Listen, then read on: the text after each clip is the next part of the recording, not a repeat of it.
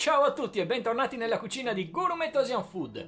Oggi torniamo in Cina per preparare un piatto sichuanese veramente delizioso. Sto parlando dei Dan Dan Noodles, ovvero dei noodles conditi con un intingolo piccante, delle verdure in salamoia e della carne di maiale fritta. Premetto col dire che questo è un piatto dedicato, me l'ha infatti richiesto una mia amica e io gliel'ho preparato. Quindi, Eleonora, questa ricetta è per te. I Dan Dan Noodles sono un piatto sichuanese, quindi ovviamente piccante, e il nome deriva da il dan dan, ovvero un palo di bambù che i commercianti al tempo si posavano sulle spalle e tenevano attaccati ai lati i noodles, il condimento, e li vendevano in giro. Siccome erano molto economici, i cittadini hanno cominciato a riconoscere questo piatto come Dan Dan Noodles, i noodles del palo di bambù. Come vedrete, questa ricetta è veramente semplice da realizzare, ma ahimè contiene degli ingredienti complicati da trovare perché tipici cinesi. In ogni caso, come sempre, potete trovarli su internet. Andiamo quindi a vederli tutti insieme e poi mettiamoci al lavoro. Let's go!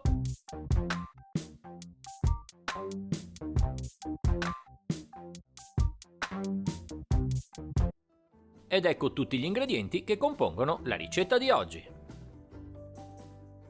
Per il maiale Shaozi avremo bisogno di 400 g di carne di collo di maiale, 2 spicchi d'aglio tritati, 3 cucchiai di vino di Shanseng, un cucchiaino di salsa di soia, un cucchiaino di Doubanjiang, la pasta di soia fermentata piccante, un cucchiaino di olio di semi e pepe nero quanto basta.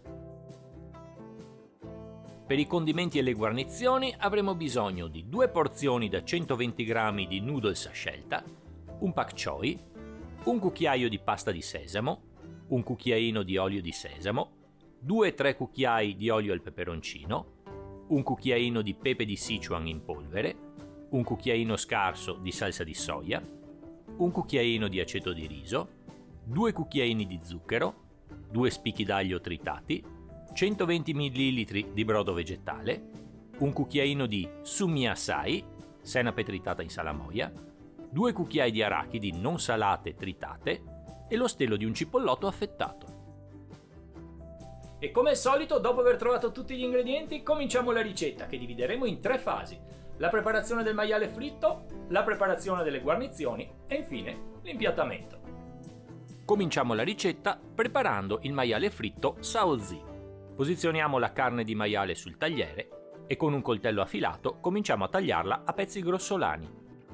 Tritiamo ora la carne sbattendo la lama pesante su tutta la sua superficie per alcuni minuti. Questo vi permetterà di ottenere un trito irregolare. Se volete saltare questa parte è possibile utilizzare della carne di maiale con una buona percentuale di grasso macinata grossa.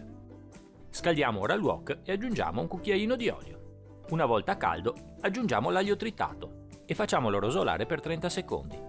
Aggiungiamo quindi il trito di maiale e cominciamo a cucinarlo continuando a mescolare.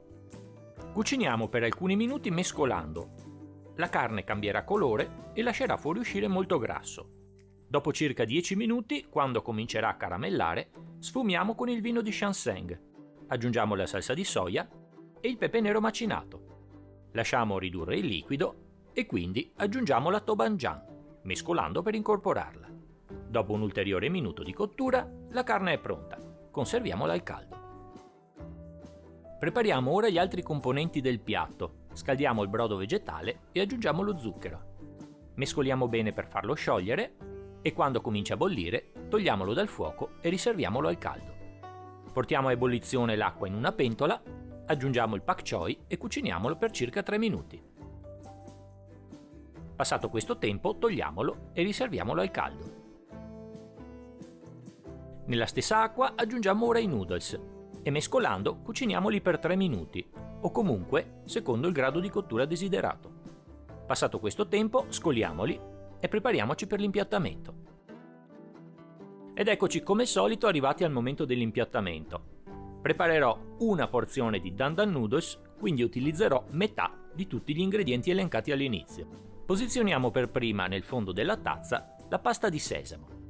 Aggiungiamo l'olio di sesamo e mescoliamo bene i 2 ingredienti.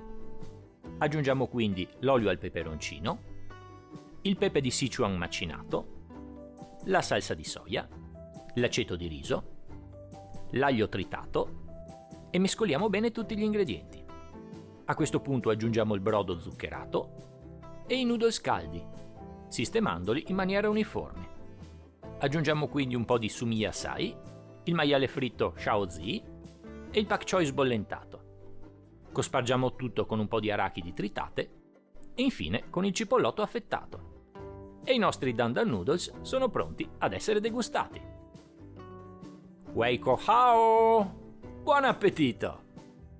Ed ecco fatto, finita anche questa ricetta, i dandan noodles che come avete visto sono veramente semplici da realizzare ma contengono degli ingredienti complicati da trovare. Il primo di questi è il sumi Yasai, spero di averlo pronunciato bene, ovvero dei gambi di senape in salamoia e tritati. È un ingrediente particolare, piuttosto salato, che viene utilizzato spesso nelle preparazioni cinesi.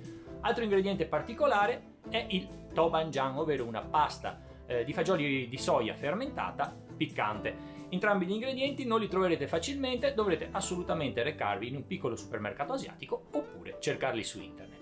Questo piatto, come ho spiegato prima, è un piatto che può essere mangiato in zuppa oppure asciutto come ho fatto io. Se volete chiaramente mangiarlo in zuppa basta aumentare la quantità di brodo e di conseguenza i condimenti. Oltretutto i noodles in questa ricetta non sono standard, ma potete utilizzare la tipologia che preferite: noodles all'uovo, noodles di farina di riso, noodles di farina normale, eccetera. Io ho utilizzato dei noodles all'uovo che ho preparato con la pasta Matic della Philips e di cui vi do la ricetta. 160 g di farina di grano duro rimacinata, 40 g di farina 00, 55 g d'uovo e 40 g d'acqua. Impastando il tutto e facendo lavorare la macchina otterrete degli ottimi noodles perfetti per questo tipo di piatto. Bene ragazzi, spero che il video vi sia piaciuto e che la ricetta vi riuscirà bene. Continuate a seguire il mio canale Gourmet Asian Food, mettete un piccolo like al video e condividetelo. Se non siete ancora iscritti, mi raccomando, fatelo subito. Iscrivetevi al mio canale e azionate la campanellina. Io la prossima settimana, come il solito, sarò sempre qui per voi con una nuova ricetta. Ciao a tutti!